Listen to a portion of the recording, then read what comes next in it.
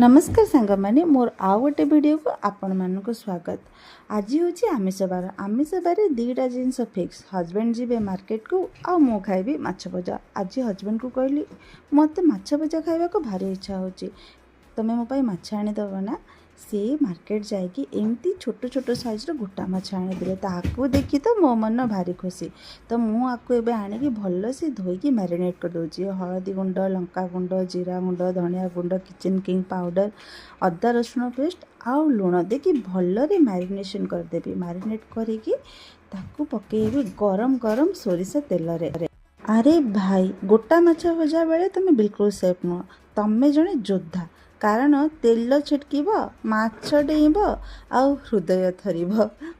एथिरे दीटा भूसंग पत्र पकईदेवी आ गोटे साइड भल से भाजी होगला पर उल्टेदेवी। उल्टेला बेले जदि भांगीगला मोर यूट्यूब करियर आरंभ हो सरिला।